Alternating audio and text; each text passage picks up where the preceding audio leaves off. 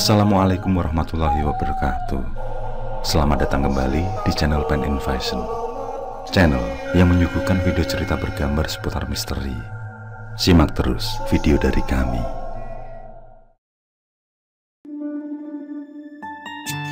Cerita ini aku dapatkan dari Ferdi ketika mendatangi acara tahlil rutin tahunan almarhum simbahku beberapa saat yang lalu.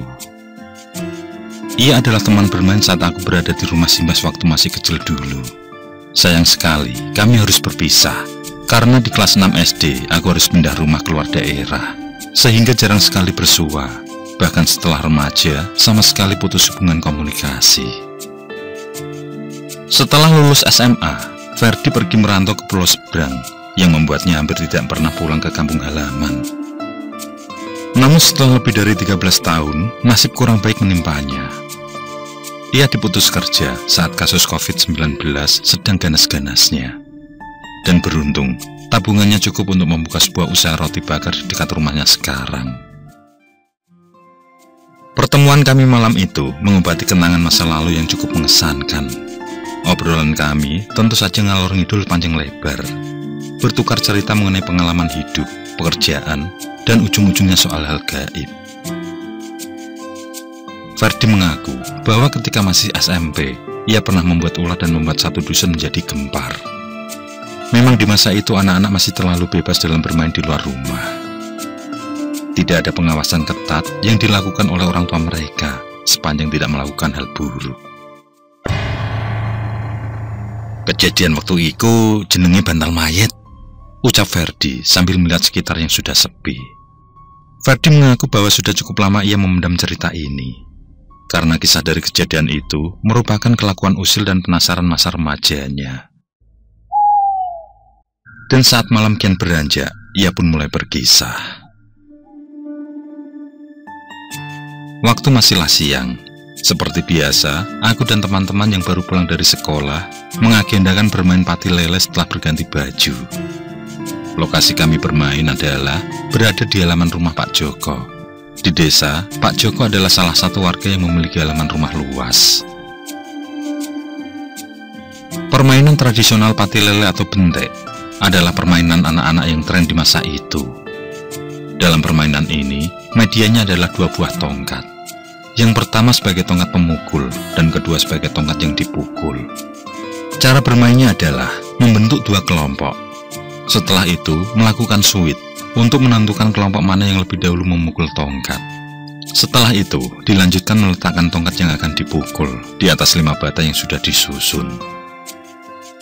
Tongkat tersebut dicungkil ke atas, lalu salah satu bagian ujungnya dipukul sehingga tongkat terlempar. Tempat tongkat terlempar diberi tanda dan diukur jaraknya dari bata.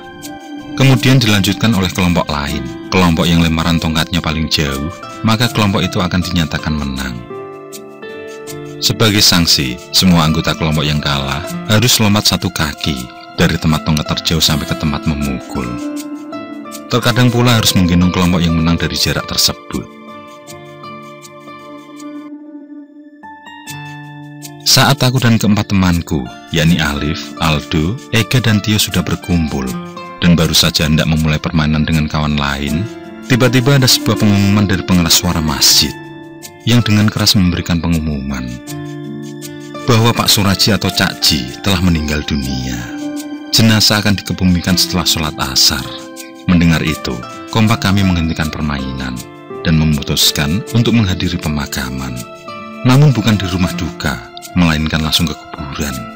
Tanpa teman-teman sadari, ada satu niatan usil untuk kulaksanakan ketika di makam nanti. Asar telah selesai. Kami sudah berada di makam ikut menyaksikan pembuatan lubang, termasuk pembuatan gelu atau bantal mayat. Dan bertepatan setelah semua beres, jenazah pun datang dengan ditandu. Tampak cukup banyak warga mengikuti iring-iringan menuju makam. Sebelum jenazah akan dimasukkan ke dalam liang lahat, secara diam-diam aku mengambil satu bantal mayat. Aku genggam erat-erat, lalu menyingkir dari tempat tersebut, berharap tidak ada yang tahu. Dan aku merasa lega, karena prosesi pemakaman pun berjalan lancar seperti biasa. Sempat ada pertanyaan tentang kurangnya bulatan tanah tersebut. Tapi Pak Bakri, orang yang bertugas membuat bantal mayat tersebut merasa yakin kalau sudah pas. Jadi tidak mungkin jika kurang. Tanya jawab itu hanya sebentar saja karena warga tahu kalau Pak Bakri tidak pernah terledor dalam mempersiapkan bantal mayat. Sedangkan aku hanya diam setelah menaruh gelut di tempat tersembunyi. Sepanjang perjalanan pulang, sebenarnya aku ragu akan niatanku ini. Aku kok malah didiwing ini yo? Batinku dalam hati, namun aku tepis pikiran buruk itu. Memang selama ini aku mengikuti sebuah ritual di satu perguruan desa sebelah. Sebagai anak yang menginjak remaja, yakni di usia 15 tahun kala itu, membuatku ingin mengetahui lebih tentang sesuatu. Hingga aku pun merasa penasaran dengan penjelasan guruku tentang segalanya dari sosok mayat. Mulai fungsi dari tali pocong, kain mori, hingga bantal mayat. Dan aku ingin membuktikan tentang keistimewaan bantal mayat yang katanya jika dicuri dari dalam kuburan bisa mengelabui lawan. Dan jika diambil sebelum dimakamkan, bisa mendatangkan uang. Dan rasa penasaran itu akan aku tuntaskan dengan cara yang paling mudah. Sesampai di rumah, kuletakkan bantal mayat tadi di bawah pohon nangka samping rumah. Lalu aku segera mandi, sekalian mencuci baju bekas di kuburan tadi. Saat sedang serius mencuci, aku mencium bau pandan yang lumayan menyengat. Padahal ibu dan ayah tidak pernah menanam tumbuhan pandan di sekitar pekarangan rumah. Aromanya sangat kuat bersarang di hidungku. Nek adus, aja suwe-suwe, Fer. Wes ape surup lho. Ndang, ning masjid maghrib. Suara ibu terdengar dari luar. Sesegera aku mengacukan bau pandan yang entah dari mana asalnya. Lalu aku menyelesaikan mencuci baju. Tidak berselang lama, azan maghrib berkumandang. Dan aku lebih memilih untuk beribadah di rumah daripada di masjid, meskipun jarak antara rumah ke masjid cukup dekat. Itu karena setelah selesai sholat, aku akan mempersiapkan barang-barang yang akan kubawa ke pos malam nanti.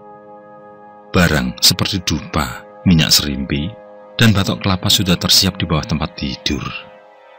Memang semenjak ikut dalam padepokan di desa seberang, aku selalu mempersiapkan barang tersebut sebagai ajang uji coba. Yang mana, dalam proses pendewasaan diri nantinya aku baru sadar bahwa hal yang kulakukan saat itu benar-benar sudah menjadi perbuatan yang salah di mata agama dan norma. Setelah kurasa cukup, aku menuju dapur untuk makan malam. Di sini, aku kembali mencium aroma pandan yang kali ini lebih menyengat. Ku yakinkan diri dengan prasangka baik, kalau mungkin salah satu tetangga terdekat sedang memasak memakai bahan pandan, sehingga aromanya menyeruak sampai ke rumahku. Aroma tersebut masih sangat kuat sampai usai makan malam. Setelah itu, ku lanjutkan dengan sholat isya. Kemudian sambil menunggu waktu, aku pun mempelajari beberapa mantra yang diajarkan oleh guruku. Dan ketika sudah mendekati jam 8 malam, aku pamitan pada ibu kalau malam ini pulang lebih larut, karena akan ikut bergadang di pos ronda. Ojo kebengen lho, Fer, lagi baru ana wong mati, ucap ibu mewanti-wanti. Setelah itu, aku berjalan menuju pohon nangka mengambil bantal mayat tadi. Lagi-lagi, aroma pandan menguasai sekitar. Sejenak ku ciumi gumpalan bola dari tanah itu. Tidak berbau. Sebenarnya, ada perasaan sedikit merinding pada waktu itu. Namun karena ada misi yang harus kulakukan, maka aku tepis prasangka lain itu. Dan sekarang, saatnya menuju pos ronda. Malam itu nampak berbeda. Hawanya dingin mencekam. Sangat jarang sekali ada aktivitas orang di luar rumah, walaupun tahlilan cakji sudah selesai. Memang, dusunku ini jarak rumah antar tetangga berbeda-beda. Ada yang dekat satu rumah dengan yang lain, ada pula yang berjauhan karena dipisahkan oleh perkebunan. Pos rondanya sendiri berada sedikit berdampingan dengan gapura dusun. Sebelum ikut meramaikan pos ronda, aku menuju angkruk tempat aku dan kawan-kawan berkumpul. Angkruk itu sendiri terletak di tepi desa yang jaraknya lumayan jauh dengan pos ronda. Di belakangnya terdapat deretan pohon bambu yang rindang. Sedangkan di depannya adalah kebun warga yang biasanya digarap oleh almarhum Cakji. Memang, selain menjadi tukang becak, almarhum juga bekerja serabutan. dan salah satunya adalah dengan menggarap kebun dan memperbaiki atap rumah warga yang bocor. Almarhum juga mempunyai kepribadian yang baik di mata masyarakat luas. Sayang sekali, kebaikan almarhum nantinya tercoreng oleh ulah usilku dan kawan-kawan. Begitu sampai di angkruk, terlihat Ega, Aldo, Alif, dan Tio sudah duduk bersila. Kubuka kresek yang aku bawa dari rumah, lalu kukeluarkan segala isinya. Dan Alif langsung menanyakan tentang apa yang hendak kulakukan. Dengan jujur, aku menjawab mengenai bantal mayat, yang mana dengan ritual yang akan kulakukan, nantinya mendapatkan keajaiban di luar logika, yakni uang yang berlimpah. Mereka semua tidak percaya dengan ucapanku, bahkan menuduhku berbuat tidak baik karena telah mengambil bantal mayat milik Cak Ji. Aku berkilah kalau hendak mencoba apa yang kupelajari beberapa bulan belakangan. Setelah terjadi sedikit perdebatan, akhirnya mereka akan ikut dengan ideku. Ritual pun dimulai. Aku menyalakan dupa. Semerbak wanginya benar-benar membuat bulu kuduk merinding. Lalu aku bakar batok kelapa yang sudah aku sirami minyak serimpi. Kemudian kubacakan mantra-mantra. Hening, angin seperti enggan untuk sekedar lewat berhembus, dan jangkrik pun seperti tidak berani bersuara. Ketika api dari batok tiba-tiba membesar, saat itulah aku lempar bantal mayat ke tengahnya. Percaya atau tidak, setelah api membakar gumpalan tanah liat tersebut, aromanya berubah menjadi bau pandan yang sangat menyengat. Kami berlima menyaksikan, di mana kobaran api tiba-tiba langsung mati, dan hanya menyisakan asap yang masih berbau pandan. Aku berucap kalau ritual sudah selesai, tinggal menunggu uang yang entah dari mana datangnya. Untuk mencairkan suasana, kami bermain kartu remi sambil memakan kacang dan gorengan yang dibawakan oleh Tio dan Aldo. Saat sedang asik bermain, tiba-tiba angin berhembus cukup kencang. Hembusan itu membuat pohon bambu yang ada di belakang pos menimbulkan suara dejitan yang lumayan membuat merinding. Disusul kemudian munculnya suara burung hantu saling bersautan. Wes sampe teko iki, batinku. Aldo, Ega, Tio, dan Alif hanya terdiam sambil sesekali kudengar mereka berdoa. Aku menyuruh mereka agar tetap tenang. Dan puncaknya adalah ketika seperti ada benda besar yang jatuh menimpa atap angkruk. Dengan cekatan, kami berhambur menengok ke atas suara berasal. Tapi tidak ternampak ada sesuatu. Di sekitar juga tidak ada apa-apa. Kami yang masih terkejut hanya saling berpandangan satu dengan yang lain. Entah barang sebesar apa yang jatuh, sehingga menimbulkan suara sedemikian kerasnya. Supaya tidak terlalu tegang, akhirnya aku mengajak mereka main remi lagi. Sebenarnya mereka sudah ingin pulang dan tidak mampir ke pos ronda, karena jam sudah menunjukkan pukul 11:30. Namun aku melarang. Aku beralasan bahwa sebentar lagi tujuanku akan berhasil, yakni akan mendapat uang yang berlimpah. Apa yang baru saja terjadi adalah proses ritual yang aku jalani tadi. Mereka sebenarnya mulai tidak percaya, namun karena sudah terlanjur ikut, mereka sepertinya terpaksa menunggu hasil yang akan dijanjikan. Dan tanpa kami sadari, ritual yang kulakukan tadi bukan untuk mendatangkan uang, akan tetapi untuk mendatangkan arwah. Kami pun melanjutkan bermain remi. Sesaat kemudian terlihat suasana sudah mulai cair. Ketika salah satu dari kami kalah, maka lehernya harus diganjal dengan sebuah korek api sebagai hukumannya. Dan itu cukup membuat kami kembali tertawa lepas. Sampai ketika sedang asik-asiknya, salah satu kartu Tio jatuh lewat sela-sela lantai angkruk yang terbuat dari belahan bambu. Ia pun turun untuk mencari kartu kemenangannya tersebut. Saat ia menyalakan senter hendak mencari kartu, ia melihat seperti ada kain putih yang membentuk seperti raga manusia. Berusaha meyakinkan penglihatannya, ia menyentari kain itu dari kiri ke kanan. Saat menyorot ke kanan, Tio berhasil melihat wajah dari pemilik kain tersebut, yang tidak lain adalah wajah Cak Ji. Sosok itu menyerinya mengerikan. Dari tatapannya yang merah menyala, mengeluarkan air mata yang berwarna keruh.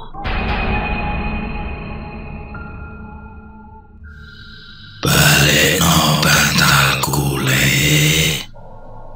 balekno bantalku.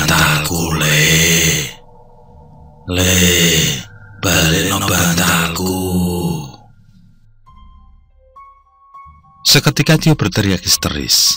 Mendengar itu, kami semua yang berada di atas angkruk langsung turun dan memperhatikan ke bawah pos. Dengan keadaan yang sama, kami semua dapat melihat sosok pocong yang menyerupai almarhum Cak Ji. Le, balik no bantalku. Le, balik no bantalku. Tanpa komando, kami semua berteriak histeris dan lari tunggang langgang meninggalkan angkruk. Kami putuskan menyebar pulang ke rumah masing-masing. Setibanya di rumah, aku langsung membasuh kaki dan tangan kemudian masuk menuju kamar ibuku. Tumben kue turun nang kene, Fer?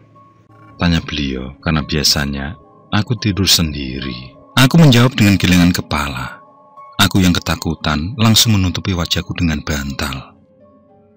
Bayangan wajah dari sosok tersebut sungguh benar-benar di luar dugaanku. Saya sok tak moro ning omahe guru wae. Aku kapok wis ora tak baleni meneh. Gerutuku dalam hati. Sampai dalam keadaan antara takut dan ngantuk itulah akhirnya aku bisa benar-benar tertidur.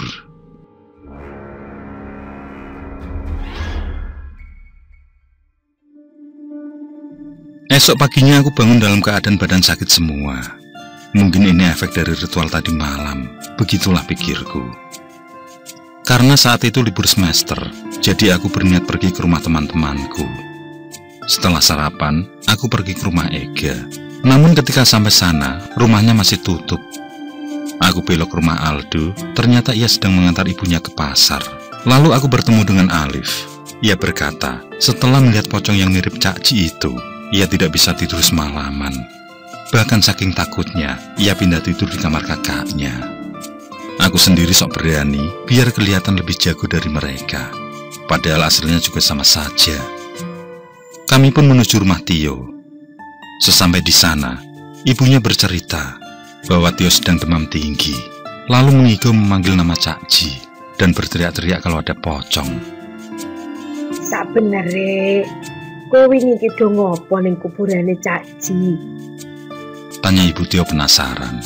Aku dan Alif saling pandang agar tidak terkena omelan ibunya Tio. Aku pun menjawab bahwa kemarin hanya ikuti pemakaman saja. Tapi semalam saat di pos ronda, Tio melihat sosok pocong yang wajahnya mirip almarhum Cak Ji. Tio melihat sosok tersebut berada di bawah pos. Alif pun mengiyakan ceritaku. Sejenak kemudian, ibu Tio menghela nafas panjang, kemudian berkata, Mosok yo? Tali pocong lali diuculi. Setelah menjenguk Tio yang masih terlelap dengan selimut tebal, aku dan Alif pun pamit pulang. Tidak lupa mendoakan agar Tio segera sembuh. Setelah itu, aku juga pamit pada Alif, karena aku hendak ke rumah guru bela diriku. Kami berpisah di persimpangan dusun. Sesampai di rumah guru, aku menceritakan kejadian tadi malam beserta proses ritualnya. Terlihat raut muka guruku merah padam, namun beliau tidak sampai emosi. Beliau menghela nafas panjang, kemudian menghisap rokok dalam-dalam. Aku yo katut salah, mergane aku sing duduhi awakmu ilmune. Sing wis kadung yo ben dienteni sampai 7 dinane ae. Rampung kuwi lagi iso dibarke kabehane. Aku hanya menunduk, tanpa sadar air mataku menetes. Aku sadar kalau aku telah melakukan kesalahan. Guruku menjelaskan kalau saat itu aku tidak menerima dengan baik penuturannya. Memang, kalau dicuri di dalam kuburan bisa mengelabui lawan. Namun kalau untuk mendatangkan uang, itu adalah tidak benar. Beliau memberitahu kalau aku telah salah tangkap. Justru dengan pencurian seperti yang kulakukan, berdampak pada pemanggilan arwah. Akan ada jin yang mempermainkan arwah orang yang meninggal tersebut. Menurut guru, gelu atau bantal mayat adalah sesuatu yang penting bagi orang meninggal, yang mana wajib memiringkan jenazah ke sebelah kanan dan menghadapkannya ke arah kiblat. Sekiranya jenazah tidak dihadapkan ke arah kiblat dan telah diuruk tanah, maka liang kubur wajib digali kembali demi menghadapkan jenazahnya ke arah kiblat bila diperkirakan belum berubah. Disunahkan pula untuk menempelkan pipi jenazah ke bumi, dan itulah fungsi bantal mayat, sebagai ganjalan agar jenazah miring. Saiki mulai yo, kandha ono keluargamu karo kancamu. Ojo nganti metu omah sakwise jam 09.00 bengi. Begitulah pesan guruku. Aku mengangguk tanda paham. Setelah bersalaman mencium tangan, aku pun langsung pamit. Tidak lupa aku mampir ke rumah teman-temanku untuk menyampaikan pesan dari guruku. Aku juga memberitahu mereka bahwa dalam 7 hari ke depan akan ada sesuatu hal yang buruk.